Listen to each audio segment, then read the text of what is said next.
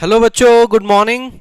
आज की क्लास में हम शुरू करने वाले हैं हमारा 11th का second chapter structure of atom, जो कि बहुत आसान है। हर एक चैप्टर ही आसान है, उसको अगर ढंग से किया जाए तो बहुत ही इजी चैप्टर्स होते हैं ये सारे। तो हमने इस बात का ध्यान रखना है कि आपने जो जो चीज़ें मैं बता रहा हूँ बस उसके नोट्स बनाने हैं, और जैसे ही ये चैप्टर खत्म हो इसके क्वेश्चंस करके देख लेने, आपसे सारे क्वेश्चन हो जाएंगे तो हमारे चैप्टर की तैयारी हो गई। सिंपल है ना। ऐसी टेंशन ली हुई थी लिख लिख के, सर स्ट्रक्चर ऑफ एटम कराओ, स्ट्रक्चर ऑफ एटम, आ जाओ चलो स्ट्रक्चर ऑफ एटम करते हैं। तो इसमें कुछ भी डिफिकल्ट नहीं है, बड़े ध्यान से समझेंगे। अच्छा, मुझे एक बात पहले बताओ, आपने एटम के बारे में सुना है? एटम सुना है ना? तो एटम क्या है? हर एक दुनिया की चीज किससे बनी हुई है बेटा? एटम से। दुनिया की सबसे छोटी चीज डाल्टन साइंटिस्ट के हिसाब से एटम था। तो बाद में उसकी बात ये गलत होगी, क्योंकि एटम के अंदर की चीजें इलेक्ट्रॉन, प्रोटॉन, न्यूट्रॉन, ये सब भी बाद में डिस्कवर हो गए थे। जिस कारण से उसने जो बात बोली थी कि एटम जो है वो सबसे छोटी चीज है, वो गलत हो गया। बस सिंपल बात, ये 9th में हमने पढ़ा था कि डाल्टन ने क्या बोला था कि एटम दुनिया की सबसे छोटी चीज है। तो उसी के साथ हमने स्टार्ट किया कि पहले तो पता करें कि ये इनको पता कैसे लगा कि एटम के अंदर इलेक्ट्रॉन होता है, कि एटम जो है वो इतनी छोटी चीज है, उसके अंदर तो जाना पॉसिबल नहीं होगा। तो कैसे उनको पता लगा कि एटम के अंदर इलेक्ट्रॉन होता है? तो जिसके लिए हम पहला टॉपिक हमारा करते हैं discovery of atom, electron, sorry, discovery of electron. तो इलेक्ट्रॉन एटम के अंदर है, ये कैसे पता लगा? तो थॉमसन भाई साहब ने क्या किया, एक कैथोड रे ट्यूब का एक्सपेरिमेंट किया। उसमें उसने क्या किया, एक कांच की ट्यूब ली, जैसे कि आप देख सकते हो। ये ट्यूब के अंदर उन्होंने कौन सी गैस को फिलअप करा? इसमें हाइड्रोजन गैस को फिलअप करा। इसको थोड़ा और कलर से यूज कर लेते हैं। कौन से हाइड्रोजन गैस यूज करी, और हाइड्रोजन गैस जो थी उसका उन्होंने प्रेशर कितना रखा? 10⁻⁻⁵ mmHg। ये mmHg जो होता है, ये प्रेशर को नापने का एक यूनिट है। जैसे सेंटीमीटर होता है, जैसे मीटर होता है, वैसे ये mmHg है, प्रेशर को नापने का। तो हमने इस ट्यूब के अंदर कौन सी गैस डाल दी? H2 गैस, और उसका प्रेशर कितना रखा है? 10⁻⁻⁵ mmHg। दूसरा चीज उन्होंने क्या किया, इस तरफ भी और इस तरफ भी, दोनों तरफ, इस तरफ भी और इस तरफ भी उन्होंने प्लेट्स लगाई।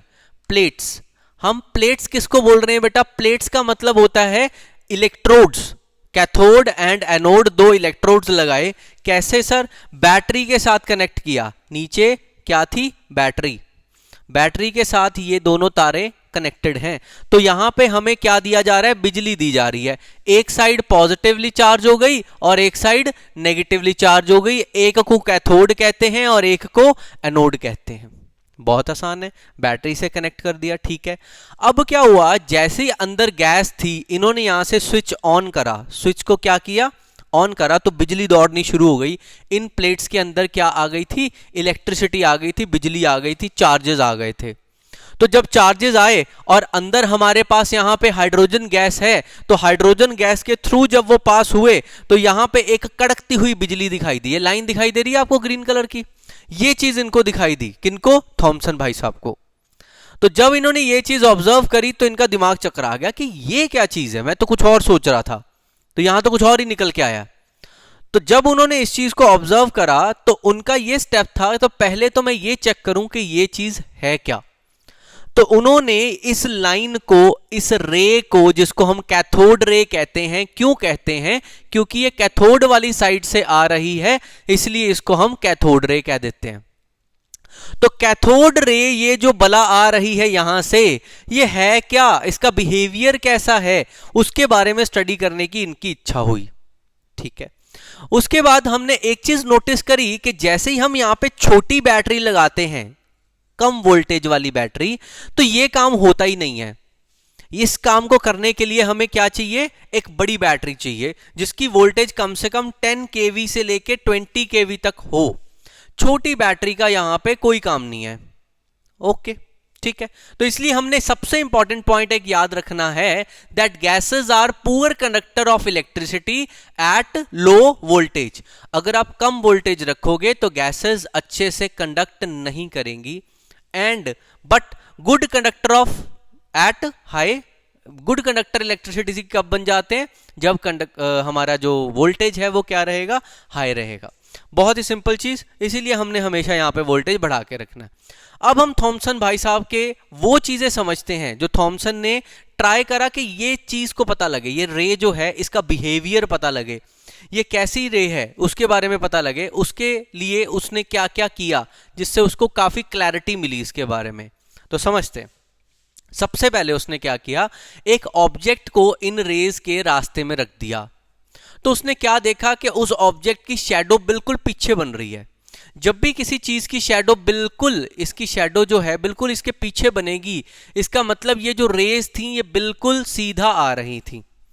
ये रेज बेटा बिल्कुल ही स्ट्रेट रेज, ये किस में आ रही थी, बिल्कुल स्ट्रेट लाइन में आ रही थी। मतलब ये रेज जो है ये बिल्कुल सीधा चलती हैं।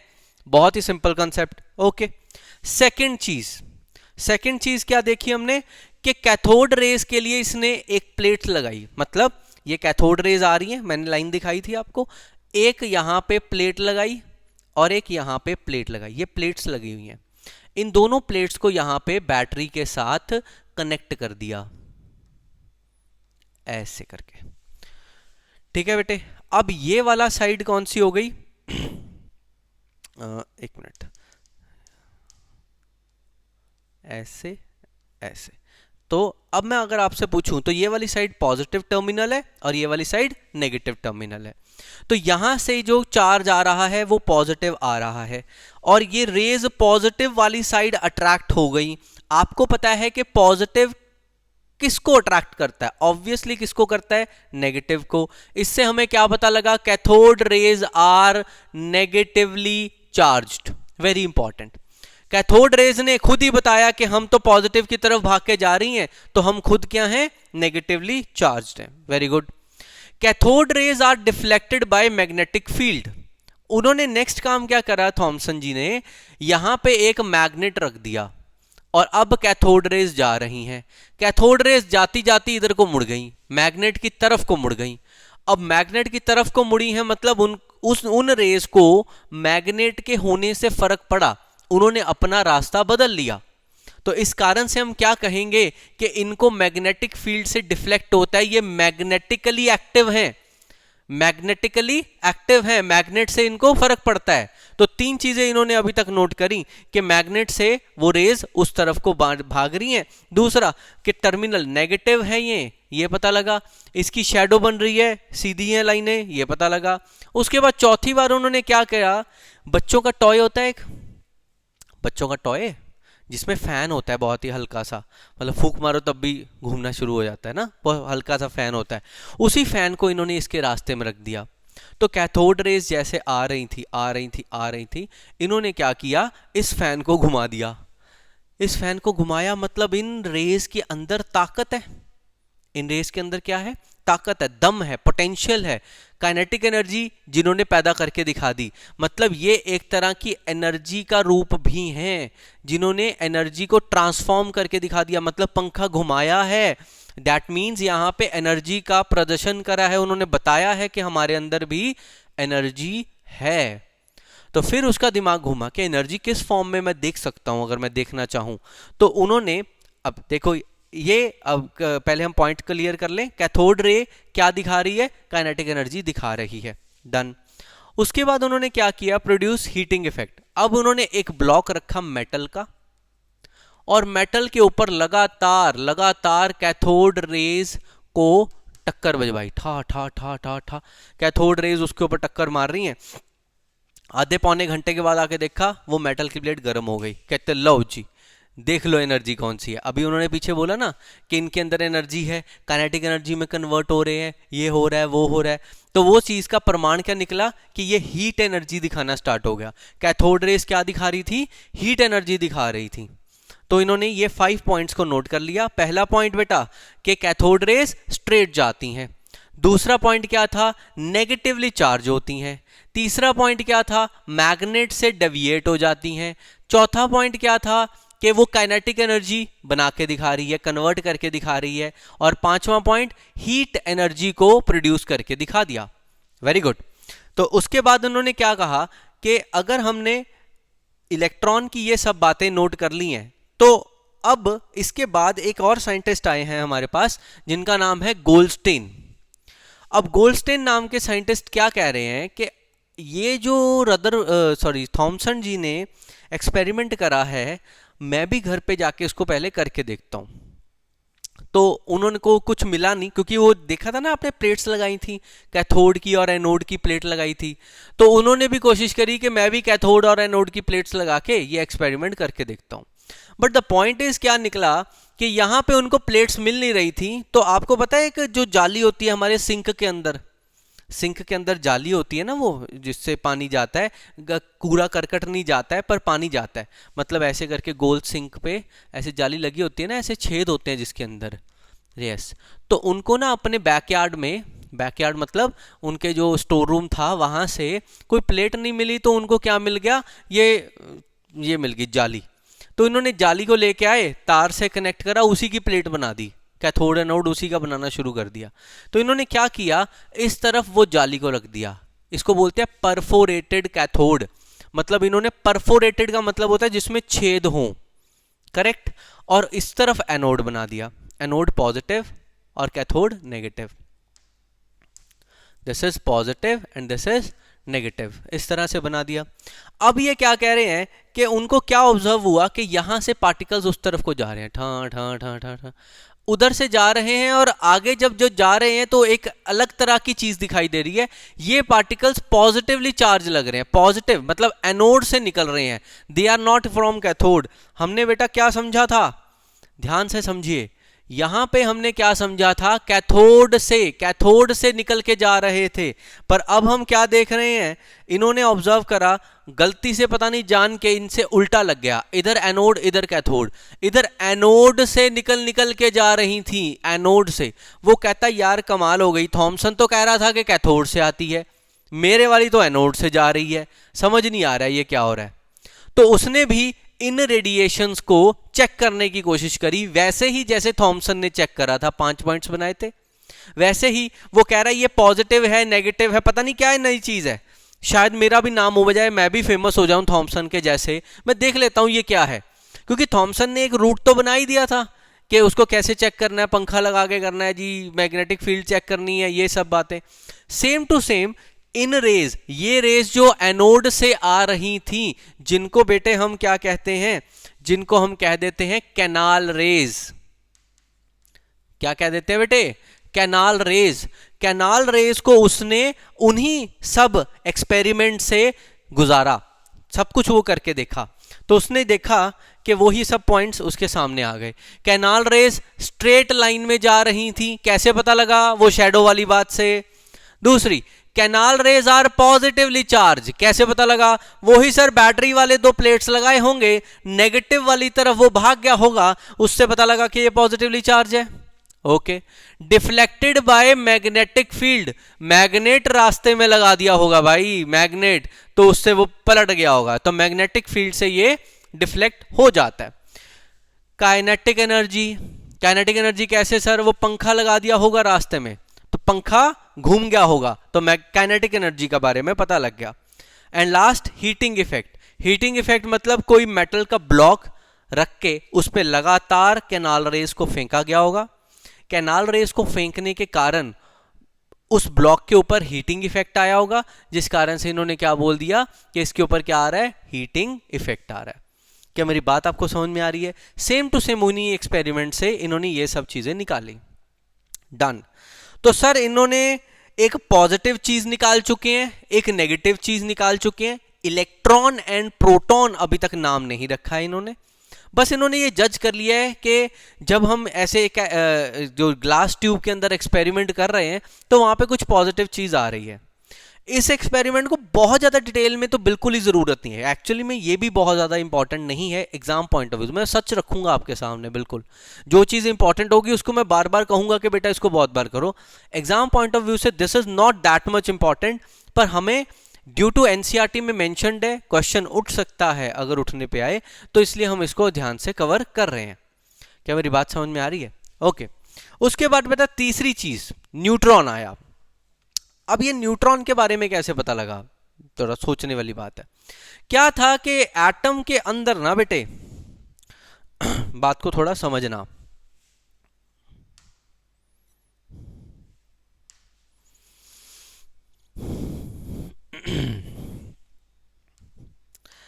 एटम जो होता है ना, एटम, एटम के अंदर हमने अभी तक देखा कि यहां पे इलेक्ट्रॉन्स हैं और सेंटर में प्रोटॉन होता है, ये रदरफोर्ड ने बोला था, अभी आगे मैं जाके आपको बताऊंगा, पर आपको पहले से पता है, मैंने कोई चीज आपको समझानी है इसलिए मुझे वो वाली इंफॉर्मेशन को यूज करना पड़ रहा है, ध्यान से समझिएगा।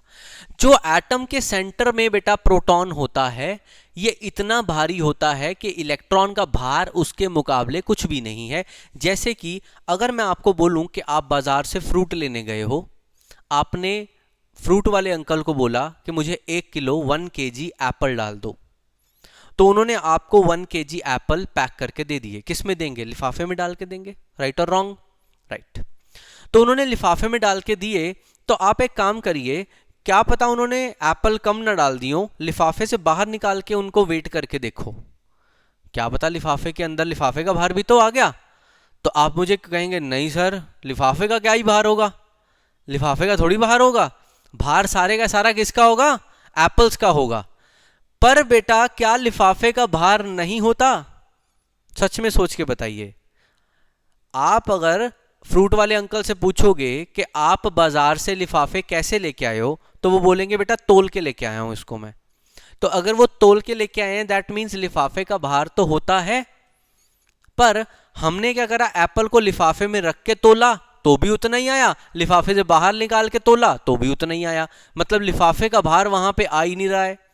इसका आंसर ये है कि एक लिफाफा जो है, सिंगल लिफाफा, वो एप्पल्स के भार के मुकाबले कुछ वैल्यू नहीं रखता है, कुछ भी उसकी वैल्यू नहीं है। समुद्र से 1 गिलास पानी निकालने वाली बात है, करेक्ट। तो हम क्या कहेंगे, कंपैरेटिवली उसका मास बहुत कम होता है, जिस कारण से हम लिफाफे के भार को जज नहीं कर पाते, कंसिडर नहीं कर पाते। होपफुली मेरी बात समझ में आ रही होगी। अच्छा, तो ऐसे ही एटम के अंदर इलेक्ट्रॉन का भार प्रोटॉन के मुकाबले इतना छोटा होता है बेटे कि उसको हम कंसिडर नहीं कर पाते, ठीक, ओके। तो उन्होंने क्या देखा कि हाइड्रोजन जो होता है, हाइड्रोजन का एटॉमिक नंबर 1 होता है, हीलियम का एटॉमिक नंबर 2 होता है, और एटॉमिक नंबर हमें जानकारी देता है कि कितने प्रोटॉन्स होंगे। तो इन्होंने दिमाग लगाया कि हाइड्रोजन में 1 प्रोटॉन है और हीलियम में 2 प्रोटॉन है, तो उन्होंने तकड़ी ली, तकड़ी समझते ना, वेइंग मशीन। तो एक तरफ उन्होंने 2 हाइड्रोजन रख दिए, 1 हाइड्रोजन 2 हाइड्रोजन, मतलब इन दोनों में टोटल कितने प्रोटॉन्स हो गए? 2 प्रोटॉन्स हो गए, ठीक है। इन्होंने एक तरफ को 1 ही हीलियम रख दिया, 1 हीलियम, तो 1 हीलियम अकेले में ही कितने हैं? 2 प्रोटॉन्स। तो ये तकड़ी बिल्कुल बराबर आनी चाहिए थी, पर उन्होंने क्या ऑब्जर्व करा, उन्होंने ऑब्जर्व करा कि ये नीचे है और ये ऊपर है। दिमाग टनक गया, कहते ये क्या बात है, नंबर ऑफ प्रोटॉन इसमें भी 2 है, इसमें भी 2 है, ये हल्का है, ये भारी क्यों है, ऐसा क्या हो रहा है? तो उनके दिमाग ने आंसर दिया कि हम कहीं ना कहीं गलत हैं, कहीं ना कहीं हमसे कोई चूक हो रही है, अकेले प्रोटॉन्स नहीं होते हैं, ठीक। तो उन्होंने कहा चलो इस एक्सपेरिमेंट को और करते हैं। तो उन्होंने क्या किया बेटे, इस तरफ 1 हाइड्रोजन और ऐड करा, फिर भी कुछ नहीं हुआ, 1 हाइड्रोजन और ऐड करा, फिर उन्होंने क्या देखा कि यहां पे ये वाली तकड़ी जो है ये बराबर आ गई, मतलब उन्होंने कहा 4 प्रोटॉन्स, हमें तो 2 लग रहा था, 4, पर हीलियम में पक्की बात है कि 2 प्रोटॉन्स होते हैं, तो ये 4 हाइड्रोजन के बराबर क्यों आ रही है? तो उनका दिमाग क्या कहता कि इसमें 2 तो प्रोटॉन्स हैं और प्रोटॉन्स जैसा कुछ और भी है जो कि 2 हैं, लाइक प्रोटॉन्स, प्रोटॉन्स के जितना ही भार है, पर कुछ है जिसके अंदर प्रोटॉन्स के जितना ही भार है, तो 2 हैं, वो जितने प्रोटॉन्स हैं उतने ही हैं वो, समझ गए? ये कैसे पता लगा? 4 हाइड्रोजन रख के कि 2 तो हाइड्रोजन, उससे उस वे से उनको समझ में आया। तो उनका दिमाग चला कि अब ढूंढना पड़ेगा कि इसके अंदर क्या है, हीलियम के अंदर ऐसा क्या है, या किसी भी एलिमेंट के अंदर प्रोटॉन्स के अलावा और कौन बैठा है न्यूक्लियस के अंदर, वो ढूंढना था। तो उन्होंने नेक्स्ट काम क्या किया, उन्होंने रदरफोर्ड के साथ मिलके, जेम्स चार्डविक नाम का साइंटिस्ट था, who measured the velocity of proton knocked by the paraffin. अब ये पैराफिन, ये सारी कहानी क्या है मैं आपको बताता हूं। उनको चाहिए था कोई ऐसी चीज, अल्फा पार्टिकल, कोई ऐसे पार्टिकल जो एटम के अंदर जा सके। दोबारा से, कोई ऐसे पार्टिकल जो एटम के अंदर जा सके। अंदर जाएंगे बेटा तभी तो उसके न्यूक्लियस को खोल के बताएंगे, है ना, बात तो उधर ही तभी बनेगी। तो क्या हुआ, वो पोलोनियम को लेके आए। पोलोनियम के अंदर से अल्फा पार्टिकल्स को एक्सट्रैक्ट किया गया। पोलोनियम के अंदर से क्या निकले, अल्फा पार्टिकल, और उन अल्फा पार्टिकल्स को बेरिलियम की एक प्लेट में से पास किया गया। जैसे ही बेरिलियम की प्लेट से वो अल्फा पार्टिकल को पास किया, वहां से न्यूट्रॉन टक टक टक टक टक निकलने शुरू हो गए। सर आपको कैसे पता न्यूट्रॉन है, आपको कैसे पता सर, दिख थोड़ी रहे हैं। तो इसका आंसर ये है बेटा, यहां पे भी प्लेट लगाई, यहां पे भी प्लेट लगाई, कौन सी, नेगेटिव एंड पॉजिटिव की। ये दोनों में से किसी भी तरफ नहीं गए, मतलब ना तो ये नेगेटिव है ना ये पॉजिटिव है। बेटे मेरी बात ध्यान से समझना, प्लेट ऊपर कौन सी लगी है, नेगेटिव वाली, नीचे कौन सी लगी है, पॉजिटिव वाली। ना तो ये नेगेटिव है ना ये पॉजिटिव है, ये किसी भी तरफ नहीं गए। Very good.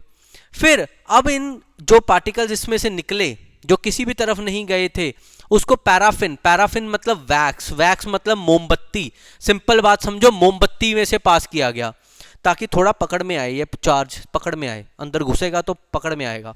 तो इसने उस तरफ से क्या निकाल दिए, प्रोटॉन। सर आपको कैसे पता लगा प्रोटॉन, प्लेटें रखी बेटा, प्लेटें, थॉमसन भाई साहब ने समझाया तो है।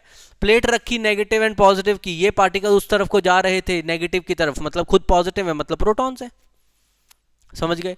तो वैक्स में से इसने क्या निकलवा दिया, प्रोटॉन्स को बाहर निकलवा दिया। तो ये जो चीज बीच में आई जो किसी भी तरफ नहीं गई थी, इनके बारे में जब स्टडी की गई तो पता लगा कि ये एक न्यूट्रल स्पीशीज है जो किसी भी तरफ नहीं जाते। इस कहानी से हमें यह समझ में आया कि किस तरह से न्यूट्रॉन्स के बारे में खोज की गई। ये ध्यान से समझना क्या था कि पोलोनियम में से अल्फा पार्टिकल निकाले गए। अल्फा पार्टिकल होते क्या हैं, अल्फा पार्टिकल कितनी वैल्यू रखते हैं। अल्फा पार्टिकल कुछ नहीं होता, हीलियम होता है। अल्फा पार्टिकल बेटा क्या होता है, हीलियम, हीलियम के एक एटम के जितना उसको समझिए अल्फा पार्टिकल को। डन। तो अल्फा पार्टिकल को, या कह लो कि हीलियम के एटम के जितनी बात चीज को, उसको किसके ऊपर अटैक कराया गया, बेरिलियम के ऊपर अटैक कराया गया। तो उसमें से न्यूट्रॉन भाग भाग के बाहर निकले बेटा, भाग भाग के बाहर निकले, वहां से डिस्कवरी हो रही है, समझ आई। ओके। इसके बाद ये सारा तामझाम करने के बाद हम कुछ चीजों पे, नतीजों पे निकले। This is the important table, मैंने बताया है जिन जिन चीजों को मैं इंपॉर्टेंट बोलूंगा उनको आपने कॉपी में लिखना है, और जहां पे मैं बोलूंगा 5 टाइम्स तो उनके ऊपर 5 टाइम्स लिख लेना है, कि इनको 5 बार लिख लिख के प्रैक्टिस करना है। मेरे को पकड़ लेना, कमेंट भर देना अगर आपसे क्वेश्चन ना हुए, समझ गए। ध्यान से करना बस चैप्टर को। ये चैप्टर टफ नहीं है, करने का तरीका ठीक नहीं है हमारा, बस तरीका पकड़ लो। मैं सिखा रहा हूँ, आसान, बहुत आसान चैप्टर है ये, आपको हलवा लगने लग जाएगा आज के बाद, ध्यान से देखना बस, ठीक है। तो अब क्या है, इलेक्ट्रॉन को बड़े ध्यान से देखो। इलेक्ट्रॉन ई नेगेटिव से डिनोट किया जाता है। अब हमारी डिस्कवरी खत्म होती है और हम बात करते हैं कि इलेक्ट्रॉन को कैसे डिनोट किया जाता है, ई नेगेटिव से। इलेक्ट्रॉन कितना नेगेटिव होता है, कितना चार्ज होता है उस पर, 1.6022 into 10 to the raise to power -19, very important, 1.6 into 10 to the raise to power -19 coulombs charge होता है। अगर हम रिलेटिव चार्ज पूछें, रिलेटिव चार्ज मतलब प्रोटॉन न्यूट्रॉन के मुकाबले, अगर हम उनको बोल रहे हैं ये 1 पॉजिटिव है तो इसको बोलेंगे 1 नेगेटिव है। इलेक्ट्रॉन ई नेगेटिव से दिखाया जाता है। मास कितना होता है एक इलेक्ट्रॉन का, 9.10938। ये बहुत लंबा हो गया, आप 9.1 भी सिंपल ले सकते हो, 9.1 भी कह सकते हो। 9.1 into 10 to the raise power -31 kgs में। और अगर हम मास बाय यूनिट देखेंगे तो 0.00054। तो इस तरह से भी हम जज कर सकते हैं। प्रोटॉन्स पी से डिनोट किया जाता है। इसका चार्ज सेम होता है, जो इलेक्ट्रॉन का चार्ज है उतना ही चार्ज किसका है, एक प्रोटॉन का चार्ज है, उसको +1 से डिनोट कर दिया जाता है। और इसको P पॉजिटिव बोलते हैं क्या, हाँ, तो यहाँ पे उसका मास अगर हम देखें ज़्यादा है, देखो इलेक्ट्रॉन का तो बहुत कम मास है, यहाँ पे इसका ज़्यादा है 1.6726 इंटू 10⁻⁻27। तो ये उसका मास हो गया। तो इससे हमें मास के बारे में जानकारी मिल गई। न्यूट्रॉन्स, न्यूट्रॉन्स हमारे पास क्या चीज़ याद रखनी है, न्यूट्रॉन का कोई चार्ज चूर्ज तो होता नहीं, मास बिल्कुल सेम होता है प्रोटॉन्स जैसे, तभी तो उनको तकड़ी में बराबर आया था। वो बोला था ना उन्होंने, कोई और चीज़ भी है, कोई और चीज़ भी है जो किसके बराबर है, प्रोटॉन के बराबर है। तो यहीं से पता लगा था उनको, करेक्ट। तो ये हमने इसमें क्या चीज़ नोट कर ली, मासेस के बारे में। तो आपने यहाँ से मासेस को इनके दिमाग में रख लेना है, और दूसरा चार्जेस को भी रख लेना है, क्योंकि न्यूट्रॉन का तो कोई चार्ज होता ही नहीं है। तो इंपॉर्टेंट चीज़ इसको आप नोट करिए, फिर हम आगे बढ़ते हैं। फटाफट नोट करो इसको जो, जल्दी जल्दी।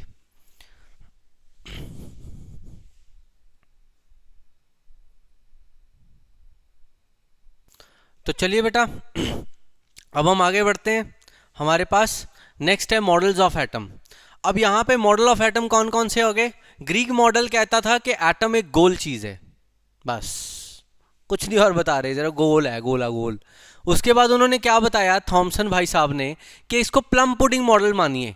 जैसे एक पुडिंग होती है, जैसे वाटरमेलन होता है, तो वाटरमेलन के अंदर सीड्स होते हैं, तो कहते हैं जो रेड वाला पार्ट है, रेड वाला पार्ट वाटरमेलन का, उसको प्रोटॉन्स मानिए, और जो सीड्स हैं उसके सीड्स, उसको क्या मानिए, इलेक्ट्रॉन्स मानिए। अच्छा जी, अच्छी बात है।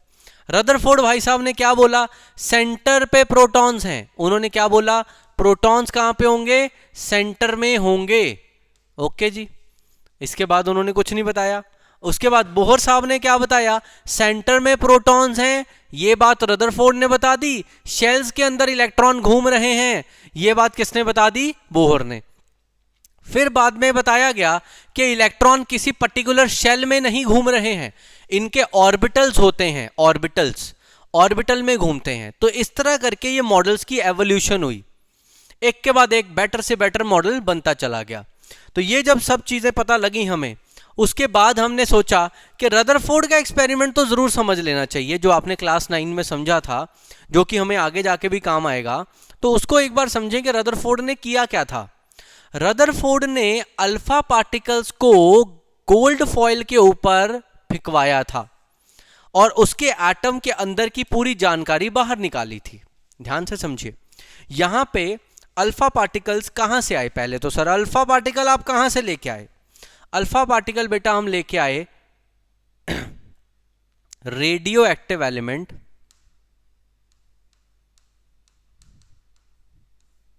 रेडियो एक्टिव एलिमेंट का नाम बताएं, कोई आपको ऐसा रेडियो एक्टिव एलिमेंट पता हो, उसका नाम कमेंट में लिखिएगा। रेडियो एक्टिव एलिमेंट कौन होते हैं, जो अपने अंदर से लगातार क्या छोड़ते हैं, चार्जेस छोड़ते रहते हैं, करेक्ट। तो रेडियो एक्टिव एलिमेंट का एक नुकसान है कि अगर इंसान के कांटेक्ट में आ जाए, अगर इंसान रेडियो एक्टिव एलिमेंट के कांटेक्ट में आ जाए, तो वो छोड़ेगा नहीं उसको, उसको बिल्कुल खत्म कर देगा, क्योंकि उसके अंदर के चार्जेस को इम्बैलेंस कर देगा। इसलिए एक बॉक्स होता है, इसको बोलते हैं बेटा लेड बॉक्स। लेड जो होता है, लेड का बना हुआ बॉक्स फालतू चार्जेस को अपने अंदर समेट लेता है। तो इसमें से जैसे ही चार्जेस बाहर निकले, हो सकता है यहां खड़े हुए साइंटिस्टों का बुरा हाल कर दें वो, तो इसलिए यहां पे साथ में ऐसे करके पूरा सांचा बनाया जाता है लेड का, ताकि पार्टिकल अगर इधर उधर फैल जाए तो उसके अंदर चला जाए।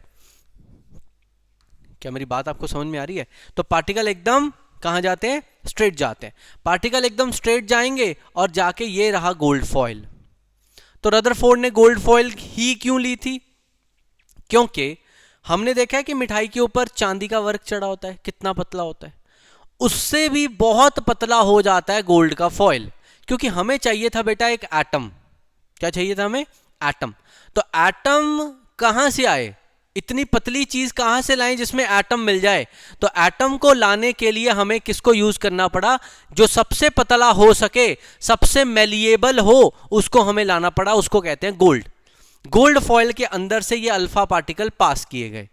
तो एटम के अंदर से जब अल्फा पार्टिकल गए, तो उन अल्फा पार्टिकलों ने हमारे आगे पूरी रिपोर्ट खड़ी कर दी कि एटम के अंदर की क्या सिचुएशन है, क्योंकि हम तो एटम के अंदर जा नहीं पा रहे थे। अल्फा पार्टिकल फेंकेंगे। अल्फा पार्टिकल सर क्या होते हैं, मैंने अभी तो बताया था बेटा, हीलियम के बराबर, हीलियम के बराबर होता है एक अल्फा पार्टिकल। तो अल्फा पार्टिकल लाए कहां से? एक radio active elements. Radio active element का नाम आपने कमेंट में बताना है, तो आप मुझे बताइएगा, ठीक है। तो रेडियो एक्टिव एलिमेंट के अंदर से इन्होंने ठा ठा ठा ठा ठा यहाँ पे क्या निकाले? चार्जेस, मतलब अल्फा पार्टिकल्स को किस में से पास कराया? गोल्ड फॉइल में से। और वो पीछे ये क्या है? ये है बेटा जिंक कोटेड, इसको फोटोग्राफिक प्लेट भी कहते हैं, zinc coated screen, zinc coated screen. अब इसमें क्या होता है? जैसे मैं गंदी बॉल को दीवार के ऊपर अगर मैं मारूंगा, किसी गंदी बॉल को दीवार पे मारूंगा तो दीवार पे निशान पड़ जाएगा, और आप बता सकते हो सर यहाँ पे आपने बॉल को हिट करा है। ऐसे ही ये जिंक की जो कोटिंग होती है ये बहुत ही हल्की कोटिंग होती है। जैसे ही इस पे पार्टिकल टक्कर मारता है तो यहाँ पे क्या पड़ जाता है? निशान पड़ जाता है। टक्कर मारता है, निशान पड़ जाता है, टक्कर मारता है, निशान पड़ जाता है। हमें पता लगता है कि यहाँ पे पार्टिकल आके गया है, क्योंकि हमें पार्टिकल दिख तो रहे नहीं है बेटे, पार्टिकल तो दिख नहीं रहे। तो उसी वजह से हमने इसको चेक करा कि किस तरह से ये टच कर रहा है और कहाँ कहाँ वो टच कर रहा है, तो उससे पता लगा हाँ जी एक्सपेरिमेंट चल रहा है। डन। इसके बाद हमने पूछा कि रदरफोर्ड भाई साहब आपको क्या क्या पता लगा? रदरफोर्ड जी क्या कह रहे हैं कि past straight through the particles, ज्यादातर पार्टिकल्स, मतलब ज्यादातर पार्टिकल बिल्कुल सीधे निकल गए। सीधे निकल गए मतलब उनको रास्ते में कोई भी नहीं मिला। उनको रास्ते में कोई ना मिलने का मतलब है कि एटम अंदर से एम्प्टी है, खाली है। दूसरी बात, बहुत ही छोटे पार्टिकल जो थे, बहुत कुछ पार्टिकल जो थे ऐसे सीधे जाते जाते ऐसे को हो गए, मतलब उनको किसी ने धक्का मारा। अब वो खुद अल्फा पार्टिकल पॉजिटिवली चार्ज होते हैं, ठीक है, और यहां पे धक्का मारा। धक्का तो रिपेल होता है। रिपेल बेटा कौन करेगा? पॉजिटिव को पॉजिटिव ही रिपेल करेगा। इसका मतलब कि वहां पे एटम के अंदर कोई छोटी सी ऐसी जगह है जहां पे पॉजिटिव घुस के बैठे हैं, और जब पॉजिटिव पार्टिकल आ रहा था तो उसको धक्का मार के उन्होंने उधर को कर दिया। तो मतलब ज्यादातर पार्टिकल्स तो सीधे निकल गए, जो पार्टिकल इस न्यूक्लियस के पास से जा रहा था उसको धक्का मार के उधर को भेज दिया गया।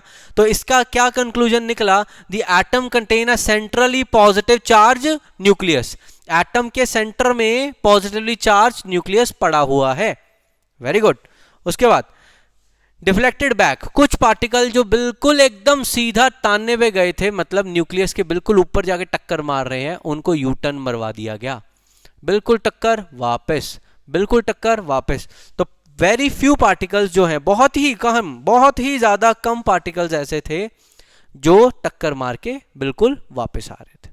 क्या मेरी बात आपको समझ में आई? बहुत ही सिंपल चीज कि रदरफोर्ड ने क्या बोला, एटम के अंदर का सारा हिस्सा खाली है, कुछ हिस्से में डेविएशन हो गई और कुछ में टक्कर मार के यू टर्न मार के वापस आ गए। तो ये बात समझने के बाद हमने रदरफोर्ड के आगे हाथ जोड़ के बोला, भाई साहब आप अपनी पूरी बात को सरल भाषा में समझा दो, कृपा करके हमें समझा दो। तो रदरफोर्ड कह रहा है कि मेरी पूरी बात का सार ये है that atom of an element consist of small positively charge nucleus, कि एटम के अंदर बेटा बहुत ही छोटे से पैकेट के अंदर, ये बहुत ही छोटे से पैकेट के अंदर कौन बैठे हैं? प्रोटॉन बैठे हैं, ये वो कहना चाहता है। The electrons are revolved around the nucleus in circular orbit. Electron जो है वो न्यूक्लियस के आसपास गोल गोल घूम रहे हैं, बस इतना ही उसने बोला, सर्कुलर ऑर्बिट में घूम रहे हैं। डिटेल नहीं बताई थी रदरफोर्ड ने, ध्यान रखना, इलेक्ट्रॉन के बारे में डिटेल नहीं बताई थी। Okay, total negative charge is equal to total positive charge. सारे के सारे नेगेटिव चार्ज सारे के सारे पॉजिटिव चार्ज के क्या हैं? बराबर। मतलब एटम एक न्यूट्रल चीज है बेटा। एटम क्या है? न्यूट्रल है। एटम बिल्कुल भी पॉजिटिव या नेगेटिव चार्ज नहीं है। ओके, जितना वॉल्यूम न्यूक्लियस का है एटम का तो बहुत बड़ा है। उसका क्या कहना था कि न्यूक्लियस तो बहुत छोटा है एटम के मुकाबले। एटम बहुत बड़ा है, न्यूक्लियस बहुत छोटा है। Volume of nucleus is very very less than volume of atom. तो हमने कहा बता दोगे जरा कितना? तो उन्होंने बोला वॉल्यूम न्यूक्लियस का अगर निकालना है, न्यूक्लियस एक स्फेयर है, स्फेयर का फॉर्मूला होता है 4/3 पाई आर क्यूब। आप ऐसे करके निकाल सकते हो। तो उन्होंने जो कैलकुलेट करके निकाला दैट रेडियस ऑफ न्यूक्लियस, यहाँ पे रेडियस डालना है, radius of nucleus is approximately कितना है? 1 फेरोमैग्नेटन। वन फेरोमीटर है, तो यहाँ पे 10 to the raise to power minus 15 होता है मीटर में, मतलब इसको हम 10 to the raise to minus 15 metre कह सकते हैं। Most of the space is empty, मतलब इसके अंदर की ज़्यादातर स्पेस क्या रहती है, खाली होती है, बिल्कुल खाली खाली स्पेस होती है, कुछ नहीं होता उसके अंदर, करेक्ट।